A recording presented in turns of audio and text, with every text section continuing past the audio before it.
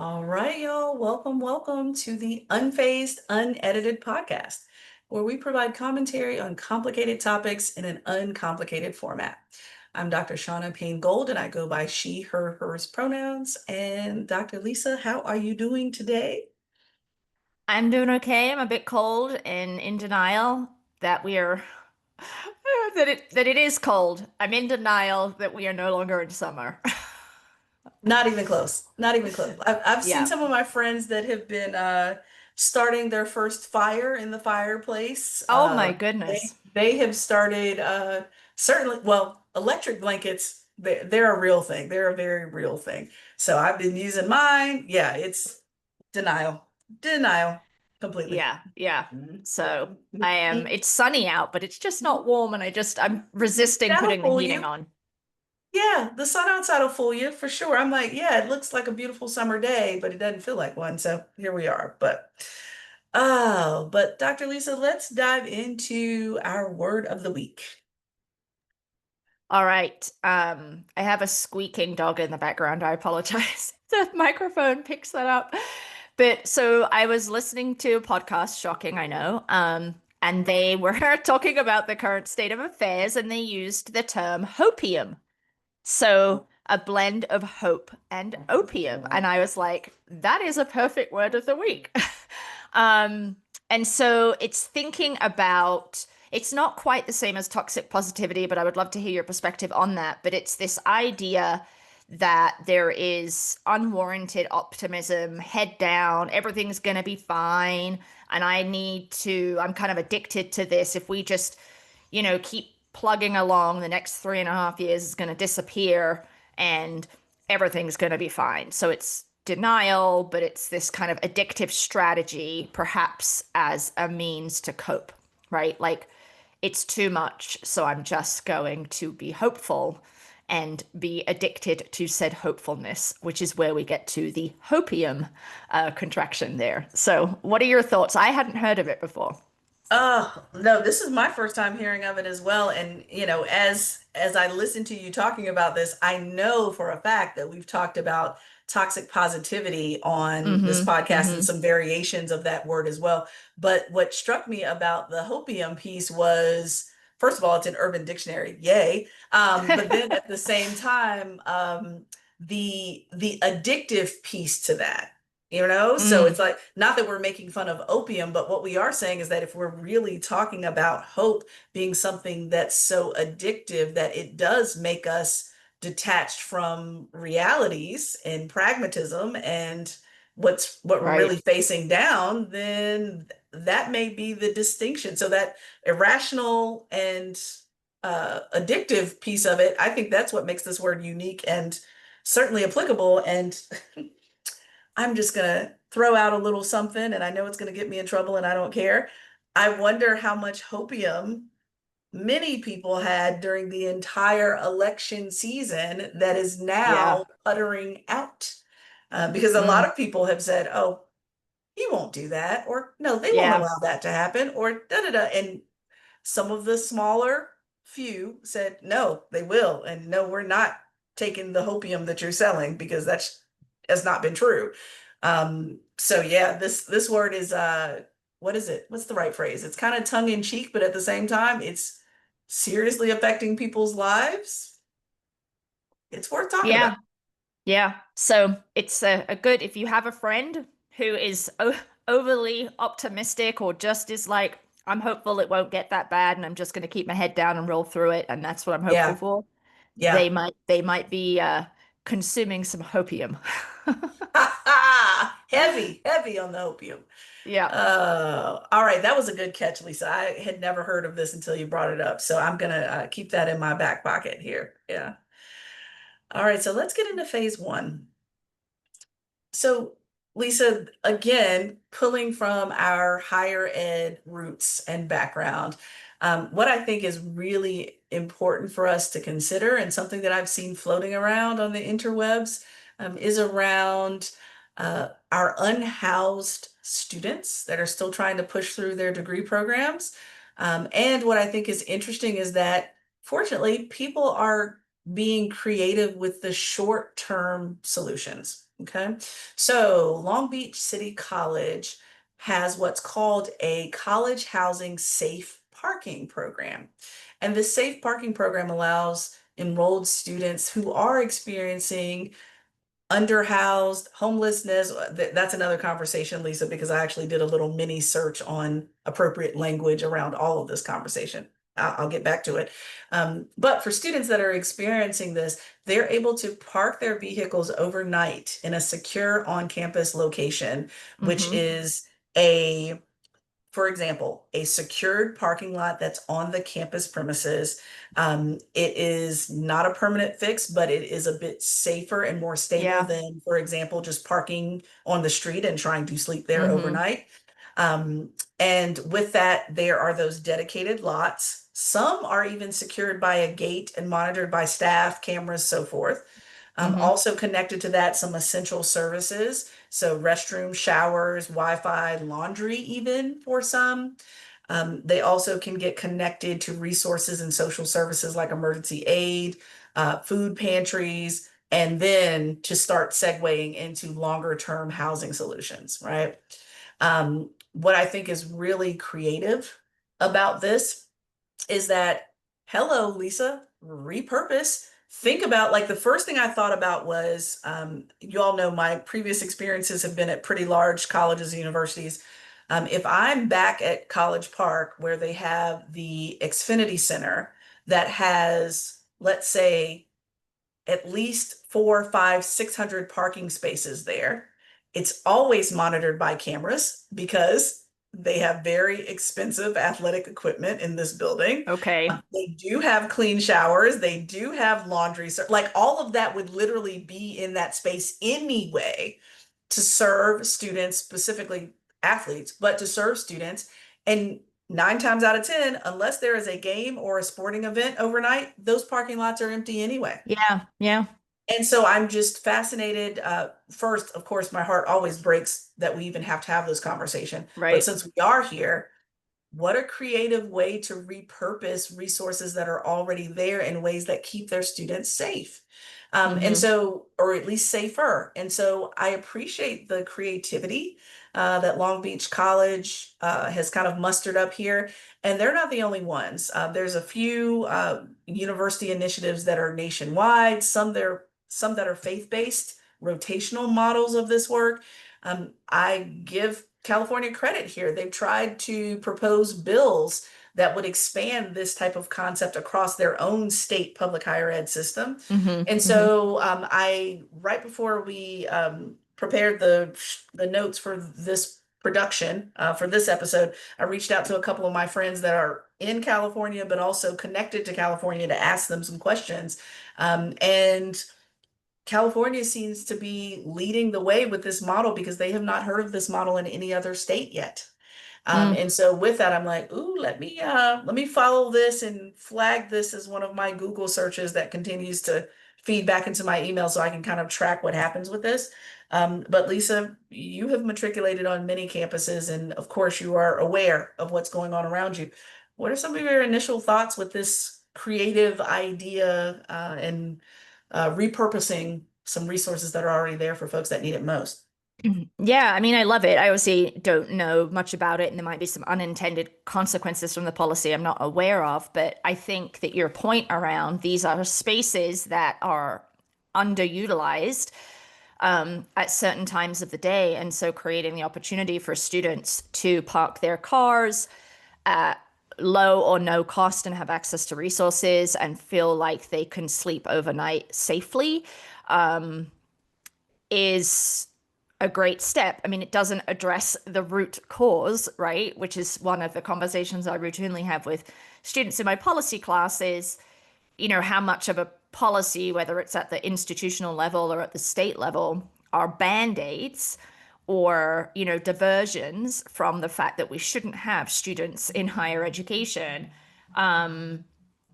who are sleeping in a car or couch surfing, right? Like staying with friends on sofas, different sofa every night. And so it's interesting that you bring this up. It's not exactly the same thing, but I was just talking with a friend of mine this morning about a plan in Utah to address homelessness. It's not college specific, but they're basically building, what it sounds like is they are building a, critics would call it a warehouse that's out by the airport, and they are going to mandate people who are unhoused. They're going to move them there. They're going to make them go there and have them participate in mandated substance use and mental health um,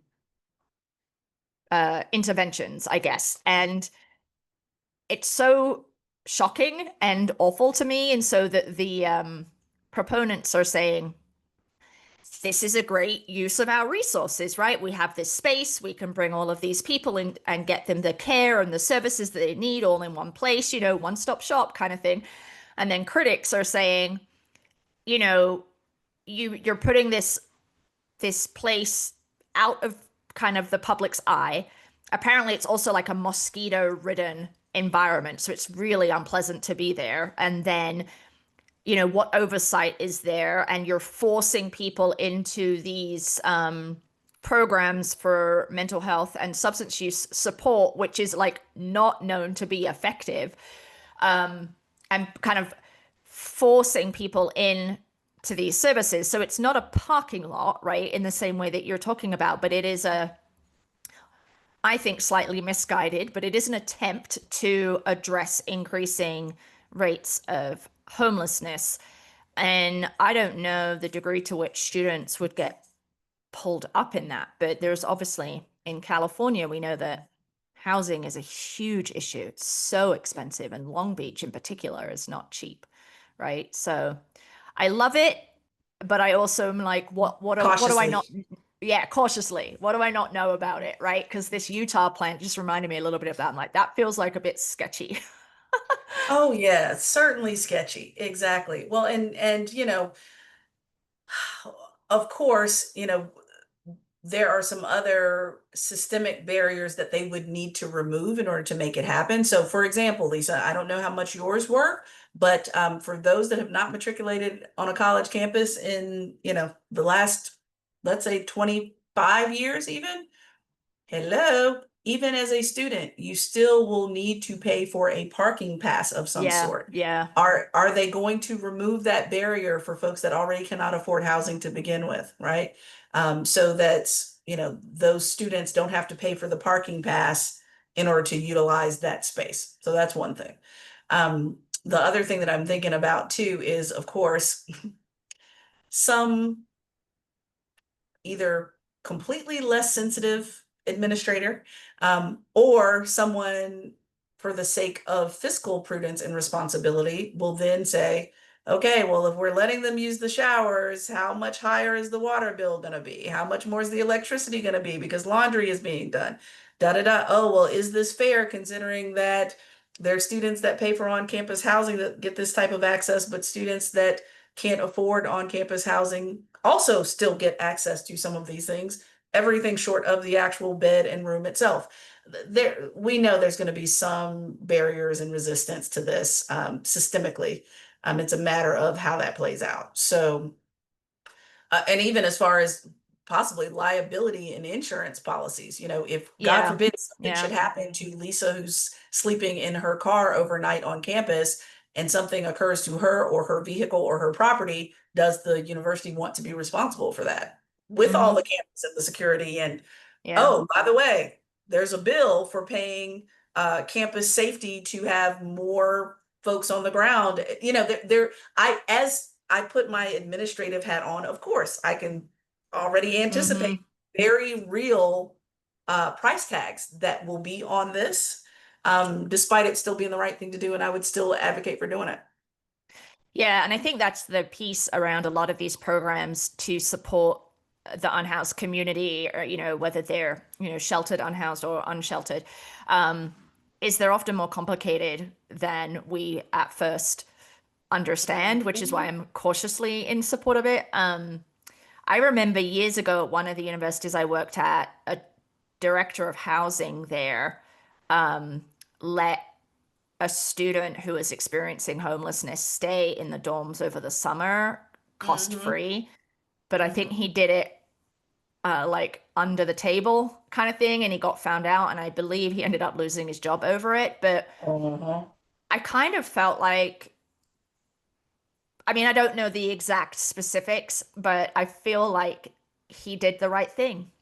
There was a Oh, student yeah. that had a need, and this room wasn't being used in the residence halls, and he let the kids stay there. So from a kind of an ethical and moral standpoint, but obviously there's probably there's significantly more to that story that I was not privy to. But I was kind of actually also surprised because I wouldn't have pegged him for a person that would jeopardize their own professional career to do the right thing. And it turns out Ah, that I may have misjudged this person. I don't know whatever happened in the scenario or what happened to him, but yeah. yeah, I mean, it's the same concept, isn't it? We have this space. We can't fix employment and income and generational trauma. We can't do fix all of these things in the moment to, kind of eliminate causes of homelessness, but we have space, whether that's a Mm. parking lot or a spare dorm room that we could utilize and make someone's life better. So, Ugh. yeah, Mm-hmm. Mm-hmm. Well, the I love that you bring up that point, though. That's even another podcast in and of itself is um, the when the rubber truly meets the road when it comes hmm, to our core definitions of allyship, what right, are people willing to sacrifice? yeah, What are they willing to say? And let me be clear, I am very aware personally, and I know people can think in other ways as well, of how their risk tolerance looks different based on where they are in their lives. right, right, If I'm fresh out of grad school and I don't even have a fish in a tank to take responsibility for, and there's something like this that I need to put my job on the line for, I probably would do that in that moment because there's no one else really depending on me. Now, as someone that I've constantly told y'all about my sandwich generation life, I have to hmm, think about risk differently because I yeah, can't risk my children, my parents, other people that depend on me. I can't risk my job for the sake of a student. I can risk other things, but I right, can't risk my entire job because I have so many other people. An entire ecosystem would pretty much collapse based on doing the right thing in that way. I would need to figure out a way to do the right thing in a different way. hmm, Even yeah, if that means, which we've talked about this in politics, how you might not be able to prevent something from happening, but you can at least slow things down. right, Maybe I can slow things down. Maybe I can hmm, speed things up. Maybe, I'm the person that works with approving the parking passes, and I kind of right, get certain ones done more quickly than others that don't compromise my job, but still help the cause. I think there's something to be said about what are you willing to do, risk, uh, deal with as far as blowback in order to do the right thing, hmm, you know? yeah, yeah. And the right thing is in some cases subjective, unfortunately, right? So, Oh, isn't that the truth? Goodness gracious. Yes, yeah, yes. yeah, Absolutely. So, but I do appreciate the efforts, and I'm going to keep hmm, watching to see if California picks this back up yep, in regard to continuing to push every community college, every California State University system institution to adopt some type of plan right, that it involves all those pieces. So the no cost parking permits, basic needs coordination, campus police safety. hmm, It has stalled in their current legislative session, but that doesn't mean it can't come back. So, no, no, and especially then, what to our point around loving data, Lisa, um, it might actually benefit them later on to then talk about how this is connecting to uh, not just matriculation rates, but how attrition rates are going down, graduation right, rates are going right, up. How can we connect some of the data that we know about those students that are utilizing those services and their yeah, trajectory? If they can hmm, make a clear data point connection between this program and those that persist, that might give them more hmm, leverage when it hmm, comes to proposing another bill. So anyhow, all right, Lisa. Well, I'm a fan of the program, cautiously, of course. I'm a fan, and we'll see how this goes. But take us into phase two. Okay, so phase two is kind of a grab bag. Oh, I feel like we have to talk about the government shutdown. I know that when this podcast airs, we may be past it, but as of the timing right now, it is the second longest government shutdown that the United States has ever had. Second only to the government shutdown in Trump's first term. um, and we are barreling towards a date on the calendar where a lot of things are going, there is a confluence of a lot of things because, the 2026 budget has not been approved, meaning there are no appropriations from Congress for the executive branch to spend and allocate, but that put that aside because we can't even be sure that that would happen, right?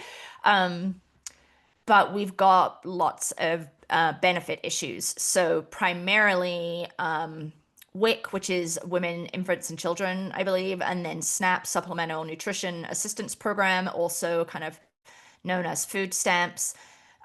Those two pots of money are about to run out, and because there's no money coming, because no budget has been approved, right? So what was left or kind of moved around to accommodate those needs up until this point is just running out. And some states, Colorado being one of them, have kind of done some maneuvering, I think, to limit the damage with SNAP and WIC, but that's certainly not true in every state. So there are going to be people who are relying on this income for infant formula, for weekly grocery shopping, right?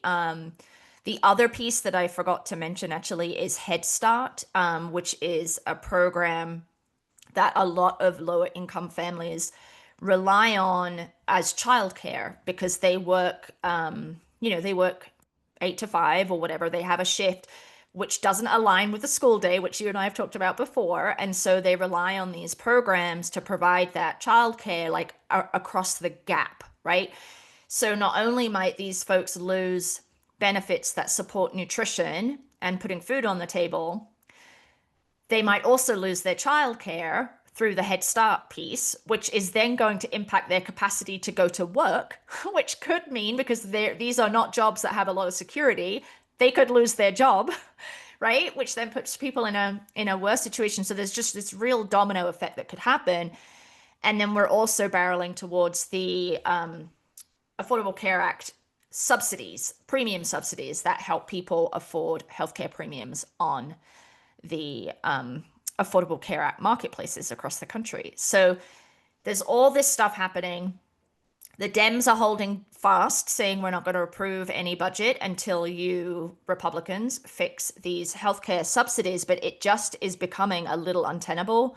Shauna, like I'm generally pro holding out because these healthcare subsidies are huge. I mean, hugely impactful for people. And without them will result in millions losing their health insurance, which ultimately costs taxpayers, right? And then people's lives are lost. So, but it's getting bad. And then we've got air traffic controllers who aren't getting paid. So the people's flights are going to be less reliable, which isn't as big of a deal as the SNAP or the WIC thing, right? But it's just like an additional thing that's happening. Mm-hmm. So that's my first little grab bag item. What are you feeling about this government shutdown and the kind of Yeah. impending doom? Yeah, yeah. And again, we're as much as I wish I could say we're not surprised, we are. I think the surprising things about the government shutdowns, just a reminder, um, folks were unfortunately, especially government employees, were unfortunately greeted with a auto reply messages and so forth on their emails that blamed the Dems for the government shutdown, and not even in a nonpartisan way. If I'm asking about VA benefits, or if I'm asking about something with the IRS, what have you. There was an auto reply on email addresses saying that, sorry, government shut down due to the Democrats being unwilling to come to the table. Do. This is, uh, I would suggest that this government shutdown is an extremely partisan, packaged, branded event production that is very real for people in their real lives. The other thing too that I appreciated about a quick snippet or a montage that MSNBC put together. This was a couple of days before we're recording this, where it dispelled the myths of recipients of WIC and SNAP, meaning that, if people are thinking about their stereotype of who are the primary recipients of this, you're thinking about folks that may be sitting on their couches, not working every day, eating chips, watching Netflix, and, you know, feeding their kids crab legs and lobster at night. Right. When in fact, this was a montage. I'm being facetious, y'all. The montage, though, was of single parents. Get this, single parents, mostly women, but a few men sprinkled in as dads that were on the verge of tears, talking about how even before SNAP runs out, they are already only eating one meal a day themselves. If they have an infant in the household, that disproportionately affects everyone else's ability or their intake of food, because formula is ridiculously expensive. The other piece was they were all full-time plus employees, meaning that some of them worked more than one full-time job, or at least a job and a half. These are folks that are working folks that still can't make it on what's already provided, much less if it's completely wiped out. That's one thing. The woman at the end of the montage, she couldn't even speak. She was crying so hard. She could not even speak to the story where others were telling their experience of the story. So that's one thing. The other thing is, and I need to pull this up, I'll pull this up while we continue talking, but this morning on the radio, I heard about airlines providing air traffic controllers meals, because we know they Okay. have not received checks either in a certain period of time. And so, which is just mind-boggling to me, that airlines would even have to, I mean, that's gracious of them, but Lord knows they shouldn't have to do any of that. Um, and so with that, this to me gets down to the selfish of the selfish. When I Yeah. looked at a couple of maps, and there seemed to be, I'm glad you mentioned Colorado. I looked at Utah and of course my home state of Virginia. Utah and Virginia were the only states on the map that I looked at in regards to everyone else completely being wiped out of WIC and SNAP. Utah, I'm not sure their circumstances of continuing on, but Virginia is continuing on using surplus funding from last year, which I don't know how long that surplus funding is going Right. to last. I Right. don't know if that's going to go the whole year, 6 months, I don't know. But Virginia had enough money carryover. Thank goodness for my beloved Virginia. So given that, you know, the urgency, we talked about this before, Lisa, and I still don't get the basic fundamentals. If you, as a political party, have control of damn near everything, I'm still not quite sure how the Dems can be the reason why there is no budget. Now, I'm not saying it would be a good budget. I'm not saying it's going to be a budget that I would agree with, but it should not have gotten to the point where you're in control of damn near everything and there still is no budget, approved budget, period. That I don't understand. I don't understand, and I'm not sure that I should understand it, because in the United States we like a good villain, right? We always like a good villain. So that to me is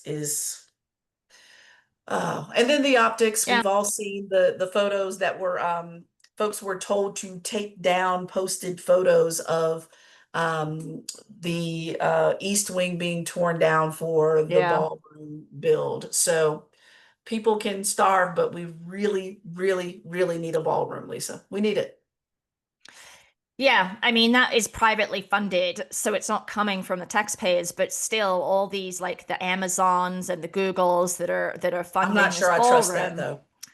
I'm not sure Um, I trust that it's privately funded though. That's my other piece too, but that's oh, okay. Yeah, another podcast. I haven't read anything that has led me to believe it wouldn't be. But it's like, what are you doing with this money? You're obviously buying favors That's with the right. president. Well, that's clear because we've got so much grift and corruption in this Hmm. government. But it's just, that you're sitting there and you're funding a ballroom when there's people that are gonna be on the edge in terms of hunger, in terms of housing, in terms of employment stability because of this.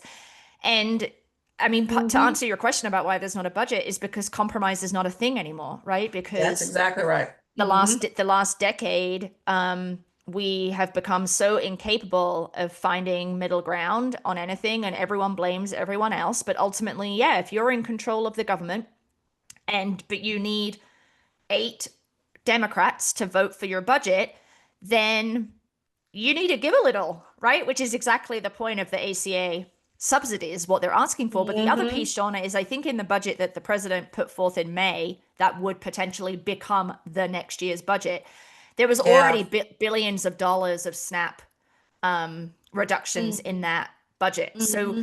the other thing is the Democratic Party is saying we're not going to approve a budget that cuts these benefits permanently, Hmm.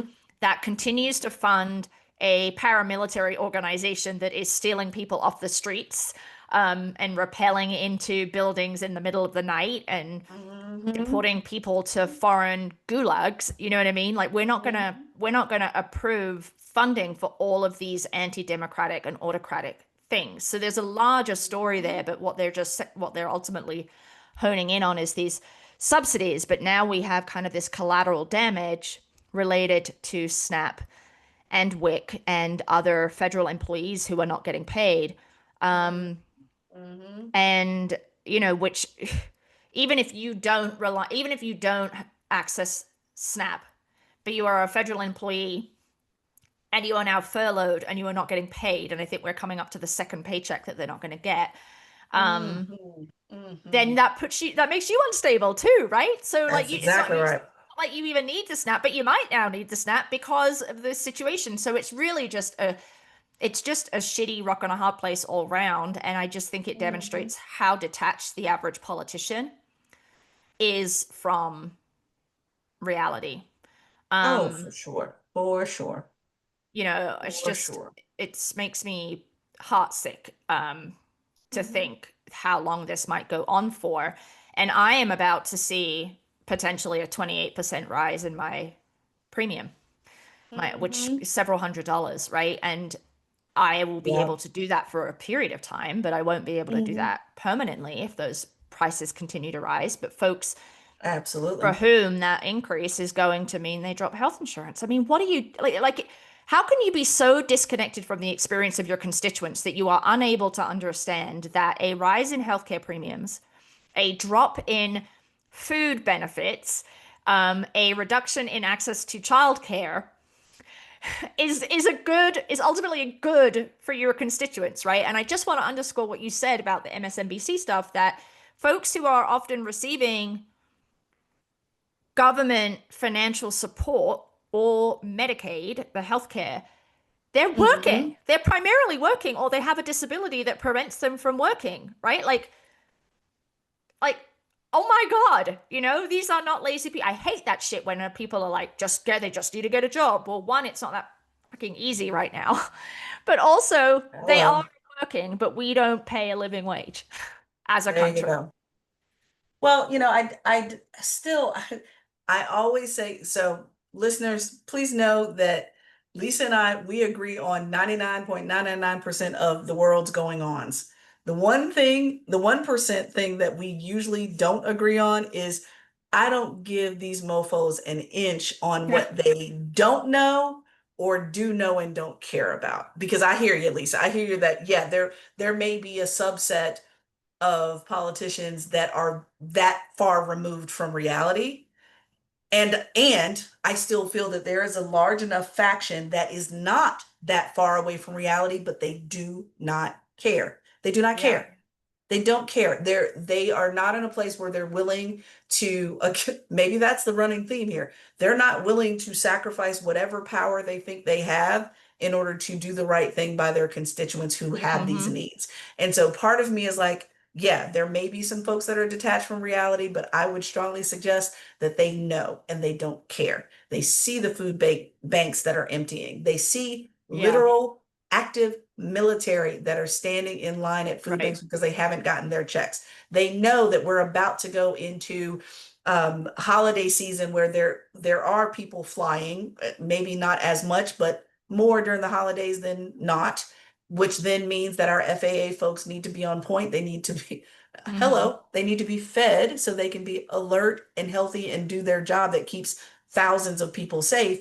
I still downgrade Dr. Lisa's thought that folks don't know. I still feel they know and don't care. And that is such a harsh reality that I wish was not true. Yeah, I don't I don't know that I'm trust that they're detached. I don't think that it's I think their detachment is born of not caring, right? Like Ah, yeah, yeah, yeah, so yeah. I don't take the time as your representative in Congress to understand the needs of my constituents because I'm not interested, because I don't care, Yes, right? yes, yes, yes, yes, yes. So That's a great way to put it. it's like Yep.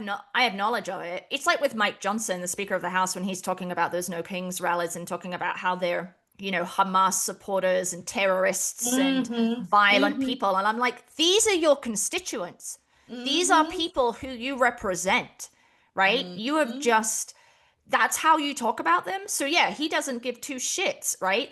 But Mm-hmm. I think, that kind of like I'm better than you, so I'm just not going to even take the time to understand what your lived experience is like is fueled by a complete lack of caring, to your point, because I'm just most interested in maintaining my own power. So I Mm-hmm. think it's Mm-hmm. what is that? We've talked about this before. Willful ignorance. It's Willful willful. ignorance. And then there Yep. are people that just Yep. do know and don't care, to your point. Yeah. Mhm. Well, and to your point, I love what you're bringing up is that it has truly become may, maybe we're saying the silent part on this, Lisa, as folks say now. Maybe the silent part is let's remember, folks, there are politicians that have zero interest in representing anyone other than themselves Right. until it's Right. the election cycle. Yep. Yep. They're not representing you. So you may have cast your vote for a certain person, but if their behavior in office demonstrates that they are not representing you or the majority of you in your particular state, area, district, etc., then they are by default representing themselves because their self wants to maintain whatever power they think they have. So are we in a representative government? I would say Oh no. Not never. anymore. No, I mean like by name, but not by action, right? Absolutely. Because even if someone who's ideologically different from me gets elected to represent the district I'm in, they are not representing only the people that voted for them. That's That's the whole exactly point right. of That's representative exactly right. democracy is you are actually representing all of us. So you have to moderate your extreme positions, and that goes for That's anyone wherever exactly you right. fall on the spectrum, right? That's But they exactly don't. But right. that just doesn't happen anymore. Mm-mm, mm-mm. But Yeah. that require going back to your point before, that requires compromise. I wrote down on my notes here, compromise is not a thing. That requires compromise even amongst Yeah. your own constituents. 80% of my constituents want this, 20 want that. I need to figure out what's the right compromise to then represent them. All of Yeah. them. Right. And not every policy solution or every choice you make is going to make everyone happy, but you do That's have to right. have some interest and awareness around how do I find the best policy that helps and supports the most number of people, not Mm-hmm. just the 49% that elected me, right? Um, Mm-hmm. and Mm-hmm. that's why we're in this situation, and it's on steroids basically Mm-hmm. since Oh yeah. since Oh yeah. 2015 pretty much. But Oh yeah. anyway, so Absolutely. I didn't get to my second grab bag item, which is fine because this isn't the second grab bag item we can talk about another day because there will always be something. So That it will always be something. yeah. But no, to your point though, it I still think it's a little bit of a grab bag anyway though, Lisa, because when we think about how lack of sustenance and Mhm. well, let me take a step back. Sustenance is healthcare. Let me wrap that all together. I was about to say sustenance and I was about to say healthcare separately. They're all together.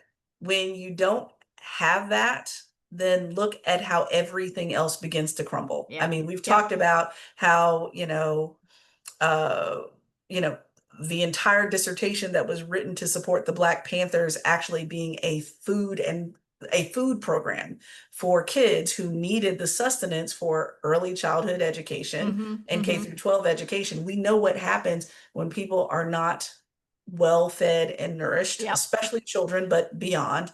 And the other piece, which my dad is always dropping knowledge on me too, again, what then happens to our society beyond what's already going on when you have that desperation, the desperation of literal desperation of physical hunger, Yep. literal desperation. My dad was kind of joking, but not joking when he said, look, if I was working in a grocery store and clearly I see somebody going in there to get some to get some formula and some things for their kids and they can't afford it, I might turn my head and look the other way because that's going to be the level of desperation that we're going to be in if Yes. there Yep. isn't some immediate decision making. So Mm-hmm. I don't think we're missing the grab bag. I think sustenance is a grab bag in and of itself. Yeah. Yeah. So All right. well, look, there we have it, y'all. Mm-hmm. I am hopeful that maybe I'm sipping the hopium. Am I sipping the hopium? I don't know. Am I sipping it or Maybe. am I inhaling the hopium? I don't know. But my hope truly is though that when we speak to you all again on the podcast, we can give you some updates on hopefully a approved budget, folks getting Mm-hmm. their benefits that they need, people going back to work, people getting their checks. So we're hoping for an update by this point. By the time you hear this, I hope it's resolved. Actually, let me Yeah. just Yeah. so with that, that's a wrap for this week's episode. Please don't forget that you can reach us on all social media platforms at unfazed unedited with brackets around that first un. Email us at info@unfazedpodcast.com or just visit the website, y'all. Everything is there, unfazedpodcast.com, old and new shows. And so if you like this week's episode, please share it with folks. Leave us a review. Please tell others about us with your friends, Mm-hmm. workers, others in this phase of your life, and especially if you're a government employee who wants to listen in and hopefully agree with our sentiments, right? So until next time, Lisa. All right. See you next week.